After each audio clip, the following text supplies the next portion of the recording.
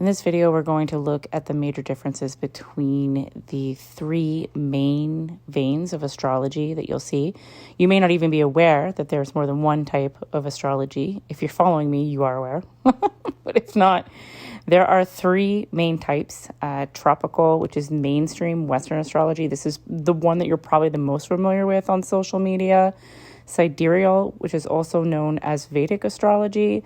And then true sidereal or true sky sidereal, which is the system that I've been using, which is quite different from the other two. So let's get into it. We'll look at them each individually.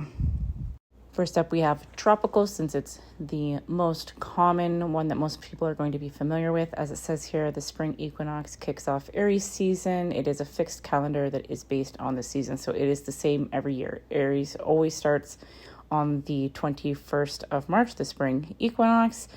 Each zodiac sign has 30 degrees, so it's an even wheel going around, okay? So this is how astrology works, by the way. So the wheel here, this is the zodiac signs, which are constellations in the sky, or were originally anyways. Those who are tropical astrologers, especially a few people who've been popping off on my videos recently, are saying that tropical astrology doesn't use the constellations. And I asked them what it uses then, and it's just crickets. So this is how astrology is meant to function, is that the luminaries or planetary beings, the celestial bodies, the planets and asteroids that we follow in our solar system, move along the path that the sun follows, which is called the line of the ecliptic, and they all pass through different constellations, which are then known as the zodiac. Okay, so this is how this works, essentially. The number or the symbols on the outside of the wheel that you're seeing here are the zodiac symbols.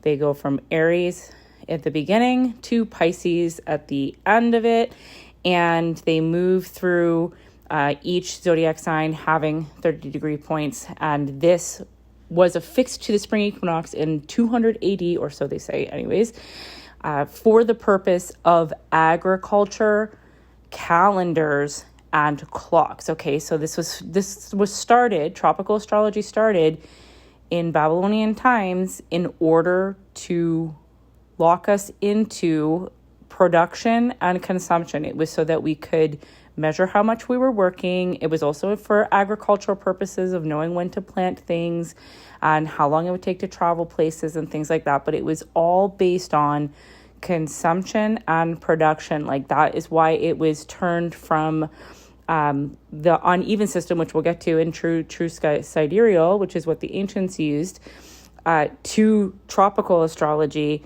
because it was easier to fit into a box, essentially. So it doesn't take into consideration something that is called the precession of the equinoxes or the varied sizes of the constellations. So the precession of the equinox is the idea that every 72 years, the line of the ecliptic moves 1 degree.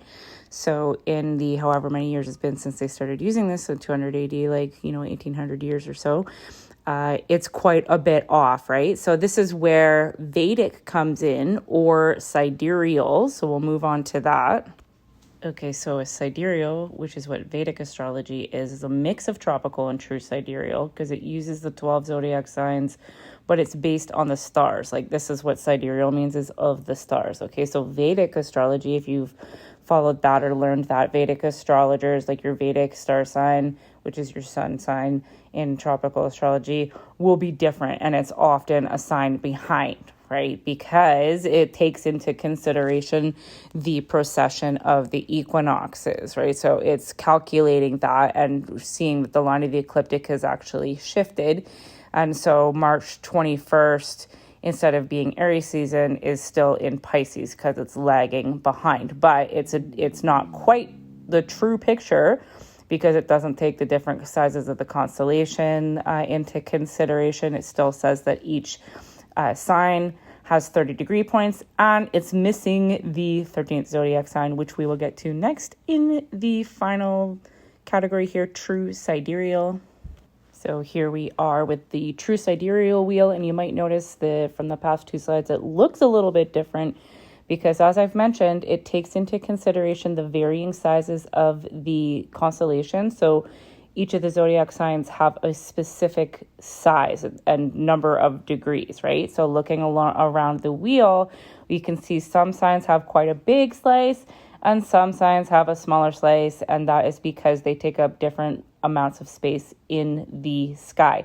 There is also a symbol on here that you might not be familiar with in the top right-ish kind of corner of a wheel. I don't know how that's possible, but in the 8th house here, you can see it is split between the familiar symbol, or maybe unfamiliar if you don't know what I'm talking about, so of Scorpio, and then the little U with a line through it, which is the 13th zodiac sign. The serpent bearer shares the sky with Scorpio, but it's directly over the galactic center.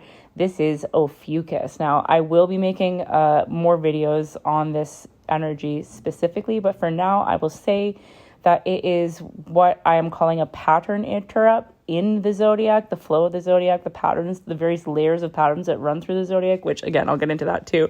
So much information, but I got to make these videos bite-sized. So Ophiuchus is right over the galactic center, and it is the 5th element, ether. It is over the womb of our universe, and it has been somehow left out of the equation for some reason, and I will leave that reasoning for another video.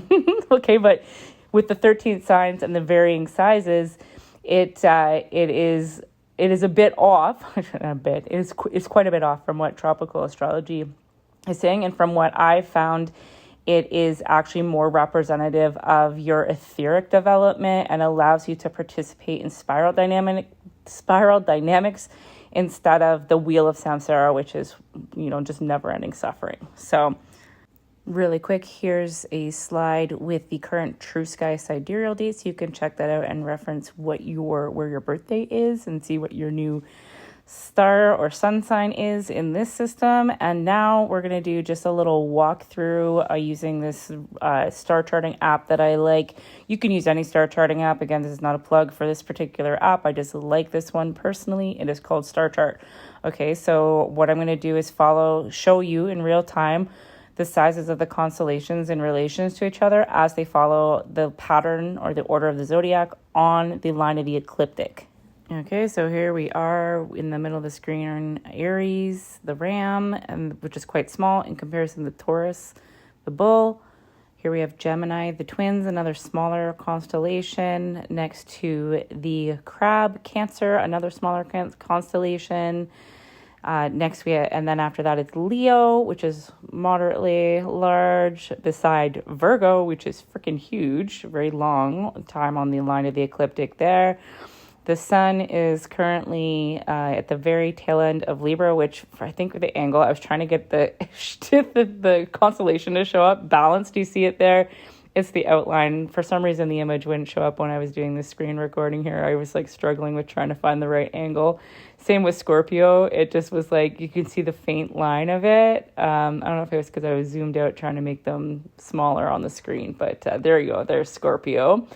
Okay. And then beside Scorpio, the leg hangs down in the same spot of the sky. The serpent bearer, Ophiuchus, which again was kind of giving me a challenge trying to show up. There it is. Ophiuchus, right over the galactic center. Next in the zodiac, we have the archer, Sagittarius, followed by the sea goat, which is Capricorn, the water bearer, Aquarius, and then we have Pisces, not that one down there, the fishies on the ropes there. That is Pisces, another large one in the true sky, and back to Aries. So there you have it, folks. That concludes my comparison of the 3 main types of astrology. If you enjoyed this, give me a follow. Let me know what you think, and stay tuned for more content as I am inspired and able to create it.